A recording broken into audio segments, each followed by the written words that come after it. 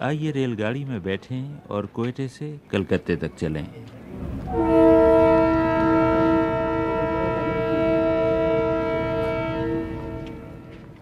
آپ پتہ نہیں کیا سوچیں گے، مگر حقیقت یہ ہے کہ میں راہ میں پڑنے والی دیواروں پر لکھی ہوئی عبارتیں ضرور پڑھتا ہوں۔ یہی عبارتیں پڑھتا پڑھتا میں رحیم یار خاں کے اسٹیشن سے آگے چلا۔ رحیم یار خاں کے در و دیوار کی خوبی یہ تھی کہ ان پر نہ کسی حکیم کے اشتہار لکھے تھے، نہ کسی ڈاکٹر کے، ان پر نہ کسی نجومی کے اشتہار تھے، نہ کسی کالے جادو والے پروفیسر عامل کے۔ ان پر صرف اسکولوں کے اشتہار لکھے تھے، اور اسکول بھی سارے کے سارے انگلش میڈیم۔ خشک شہر، بنجر اور دھوپ میں تپتا ہوا شہر، اور ہر گلی اور ہر کوچے میں اسکول ہی اسکول، اور وہ بھی انگلش میڈیم۔ سوچتا ہوں کہ اگر 2-4 نسلیں ان میں پڑھ گئیں تو کچھ عرصے بعد یہ ہوگا کہ وہاں پہنچ کر کوئی تھکا ہرا مسافر پانی مانگے گا تو شہر والوں کو اپنی بات سمجھانے کے لیے اسے واٹر کہنا پڑے گا۔ میں اسی نوشتہ دیوار کے مطالعے میں غرق تھا کہ گاڑی کے اندر فساد ہو گیا۔ وہ جو رحیم یار خاں سے بے شمار مسافر چڑھے تھے، انہوں نے اپنی نشستوں کی ریزرویشن کرا رکھی تھی، مگر ان کی نشستوں پر دوسرے مسافر پہلے سے براجمان تھے۔ مسافروں اور کنڈکٹر گارڈ کے درمیان ہر طرح کے کلمات اور فقرہ جات کا بے دریغ تبادلہ ہوا۔ اس کا ناقابل اشاعت حصہ میں روک رکھتا ہوں، باقی ایک نمونہ آپ کو بھی سنواتا ہوں۔ آرام لگا ہوا ہے، کہ بیلی بیلا کیسے چھوٹو جی چھوٹو کچھ نہیں پریشانی بناتا ہے بھائی، میں ابھی کر رہا ہوں کوئی الگ اس کے لکھے ہیں یہ گورنمنٹ سے پرووائڈ کرتی ہے، ایک آدمی نہیں ڈیوٹی کرتا اس کا کیا حال ہے۔ جب گاڑی میں بہت سے مسافر چڑھ گئے تو اب اگلا کام شروع ہوا۔ مردوں کو الگ اور خواتین کو الگ نشستوں پر بٹھایا جانے لگا۔ اسی ادھیڑ بن میں مجھے بھی اپنی نشست سے بے نشست ہونا پڑا۔ وہ تو غنیمت ہوا کہ قریب ہی مجھے ایک دوسری نشست مل گئی۔ میرے برابر میں پہلے سے بیٹھے ہوئے گوری رنگت کے سنہری اور پرنور داڑھی والے صاحب نے مجھے مسکرا کے دیکھا۔ اس طرح تو یورپ والے ایک قسم کا خیر مقدم کرتے ہیں۔ مجھے ان کی ادا اچھی لگی، اور اس سے بھی اچھی جو ادا لگی وہ یہ کہ وہ صاحب ہیڈ فون لگا کر فلم نہیں دیکھ رہے تھے، بلکہ موٹی سی اردو کتاب پڑھ رہے تھے۔ ہمارے لندن کا طریقہ تو یہ ہے کہ ٹرین میں بیٹھ کر کچھ لوگ اپنا اخبار پڑھتے ہیں اور باقی لوگ کنکھیوں سے ان کا اخبار پڑھتے ہیں۔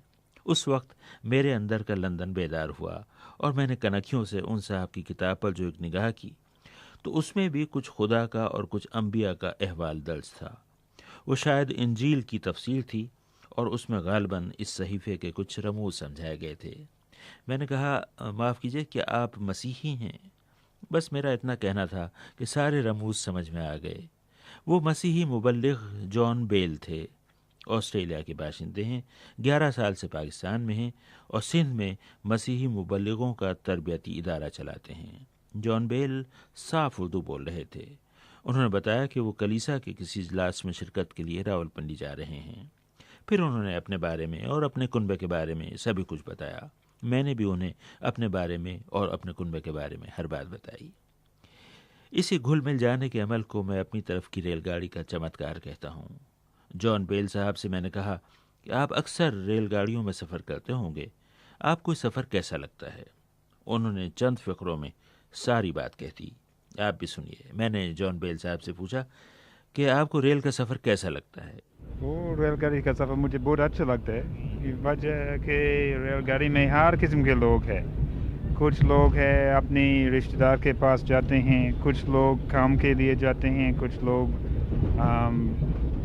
سیر کرتے ہیں، اور ریل گاڑی کے اندر ہے ہم سب ایک خاندان بنتے ہیں۔ اور اگرچہ عام طور پر ہم اپنی دل کی بات لوگوں کو نہیں بتاتے، لیکن ریل گاڑی کے اندر ہم تو دل کھولتے ہیں اور لوگوں کو آزادی سے بولتے ہیں، اور میں سوچتا ہوں یہ تو بہت اچھی بات ہے۔ اور پاکستان کے ہر قسم کے لوگ ہیں ریل گاڑی میں ہیں۔ یہ اکثر ہم سندھ سے آتے ہیں راولپنڈی تک، اور شروع میں سندھی لوگ ہیں اور سندھی زبان بھی چلتے ہیں، پھر پنجاب میں آتے ہیں تو پنجابی لوگ بھی ہیں، پھر آگے جاتے ہیں پٹھان بھی ہے، اور ہر قسم کے لوگ ہیں، ایک دوسرے کے ساتھ اچھی طرح سفر کرتے ہیں۔ جان بیل صاحب سے باتیں ہو رہی تھیں کہ بہاولپور کے نواحی علاقے آنے لگے، جن میں گوداموں اور فیکٹریوں کی عمارتیں بھی مسلم طرز تعمیر کا مرقع تھیں۔ बहावलपुर को कभी बगदादुल जदीद कहते थे। रियासत का नक्शा भी इराक जैसा था। वहाँ खजूरें भी इराक से लाकर लगाई गई थीं। वहाँ के महल और शाही इमारतें इराक जैसी थीं। अब उन पर ताले पड़े हैं और इमलाक की मिल्कियत और बंटवारे के सवाल पर झगड़े चल रहे हैं। कहते हैं कि शाही कारें खड़ी जंग खा रही हैं और कालीन गल सड़कर खाक हो रहे हैं। बहावलपुर का किला ढह रहा है और लगता है कि एक रोज़ मलबा गिरेगा और इलाके की तारीख उसके तले कुचली जाएगी। ऐसे शहर के स्टेशन पर गाड़ी भी सिर्फ 2 मिनट ठहरी। न चाय वालों का हंगाम था, न खाने वालों का शोर। बहावलपुर के स्टेशन पर कभी वो चमकीली मिट्टी के बर्तन बिका करते थे, शायद उस रोज़ वो भी बिकने नहीं आए। बिलाखिर चमकता दमकता मुल्तान का स्टेशन आया। वही रौनक, वही चहल पहल, वही दौड़ धूप, वही शोर, वही सौदे वाले, वही ट्रेन पर चढ़ने वालों का इस्तराब, वही उतरने वालों की तगोदौ।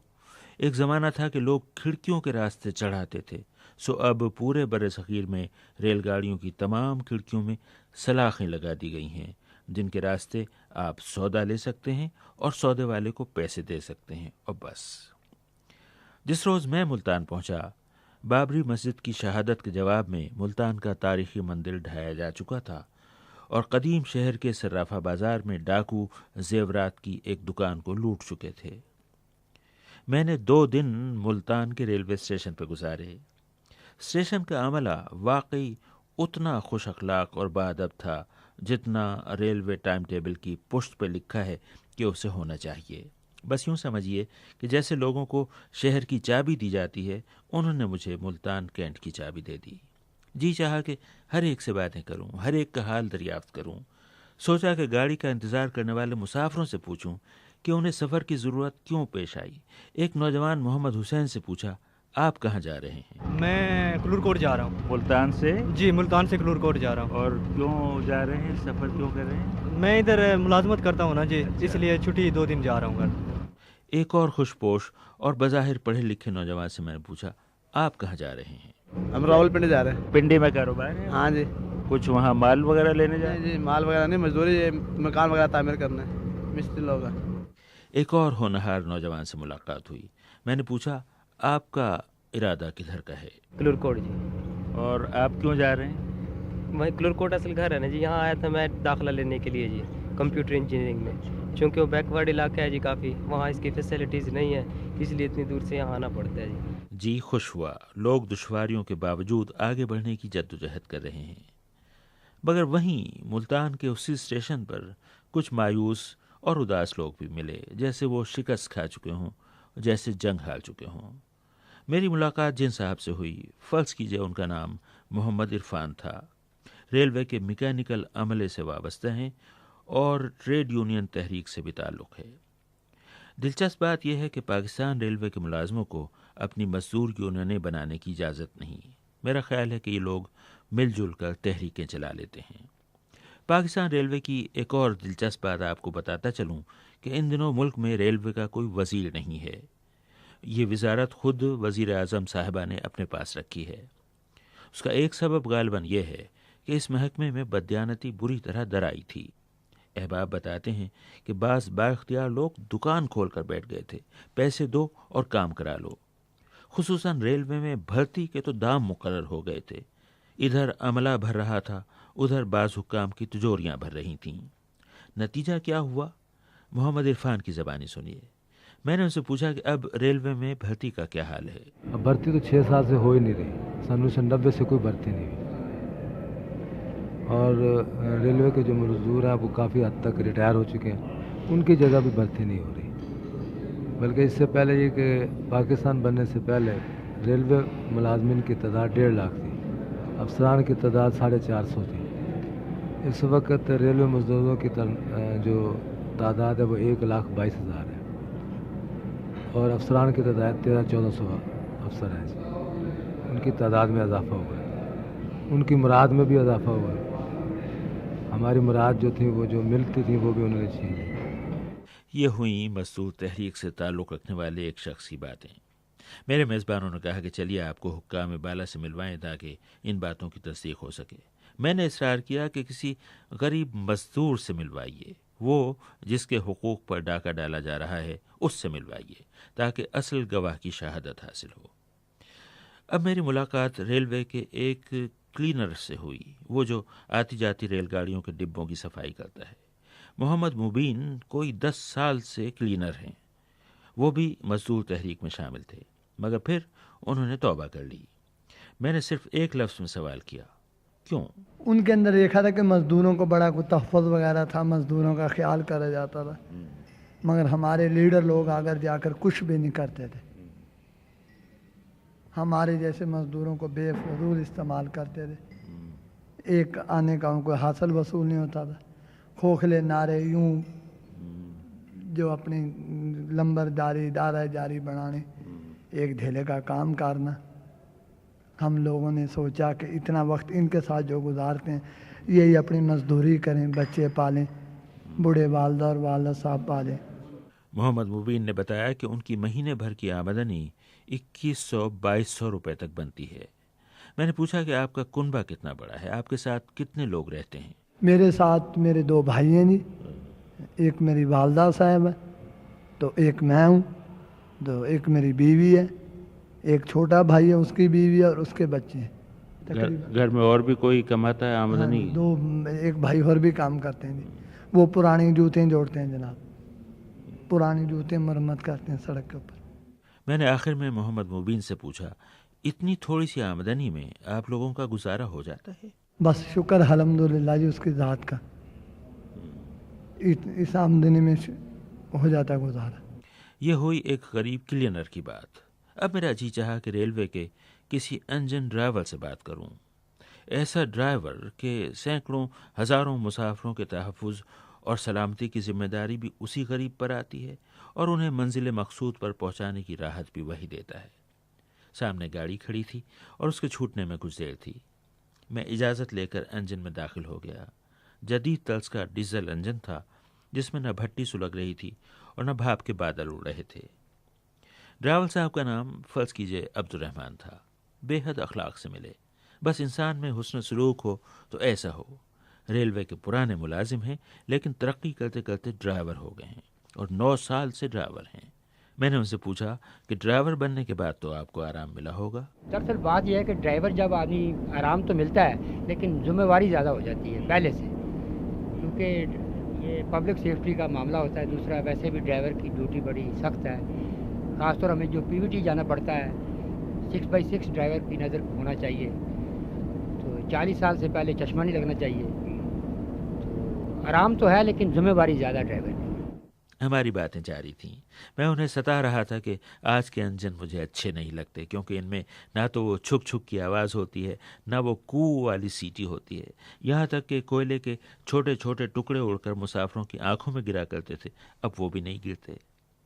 भाप से चलने वाले इंजन के ज़माने को याद करके वो भी बहुत महसूस हुए और उसका आज के दौर से मवाजना करने लगे। वो सर पहले जब स्टीम इंजन चला करते थे ना, तो जब ड्राइवर को ज़रा सख्ती मालूम होती थी, क्योंकि स्टीम इंजन हर वक्त 180 पाउंड स्टीम जो सा इंजन में रहता था। तो आजकल तो डीजल वर्किंग हो गई है, तो आराम है कि इधर आदमी ड्राइवरी जो बैठ के करते हैं। पहले हम खड़े होकर ड्राइवरी करते थे स्टीम इंजन के ऊपर, तो उसमें ये था कि ज़्यादा हार्ड वर्क आदमी होते थे। जो फायरमैन जो थे वो बड़े अच्छे और बड़े आदमी जो थे ना फायरमैन, वो आज की निस्बत से वो तगड़े फायरमैन थे, वैसे भी जिस्मानी हालत में भी। तो आजकल तो डीजल आ गए हैं, तो इतना काम नहीं है जितना कि आज से 20 साल पहले हुआ करता था। मैंने अब्दुर्रहमान साहब से, जिनका असल नाम मैं जानबूझकर छुपा रहा हूँ, पूछा कि आपकी गाड़ियाँ पाबंदी वक्त के मामले में बहुत बदनाम हैं। ये ट्रेनें अक्सर इतनी लेट क्यों होती हैं? ये सर वजह ये है कि जब से ये रेल बनी है तो हमारा ये सिंगल ट्रैक ही आ रहा है। जहाँ से डबल है वहाँ से डबल है। अमूमन जो ट्रेनें हैं डबल लाइन तक राइट टाइम आती हैं, तो पहले की निस्बत ट्रेनें तो हमने 10 गुना ज़्यादा कर ली हैं। तो ट्रैक वही है, उसी ट्रैक के ऊपर घुस ट्रेन चल रही है, उसी पे ये ट्रेनों को रश हो गया है। तो ये ज़्यादातर ट्रेनें जो लेट होती हैं ये क्रॉस और ये कंट्रोल ऑफिस की तरफ से लेट होती हैं। ड्राइवर से तरफ से 100 दिन में 1 दिन ट्रेन लेट होती है, जबकि उसका इंजन ख़राब हो जाए। हकीकत यह है कि रेलगाड़ी का इंजन ड्राइवर जो बोझ ढोता है, उसमें खुद गाड़ी का बोझ कम और जिम्मेदारी का बोझ ज़्यादा होता है। تو یہ باتیں ہو رہی ہیں ملتان کے ریلوے اسٹیشن کی، جو اگلے ہفتے بھی جاری رہیں گی۔ تو آج ہم آگے بڑھنے کے بجائے یہیں قیام کرتے ہیں، یہیں ملتان میں۔ روٹی بھائی کھانا 20 روپے میں، روٹی والے کھانا 20 روپے میں، روٹی والا بھائی کھانے والے کھانا 20 روپے کا پڑ گیا، کھانا روٹی بھائی کھانا بھائی کھانے والے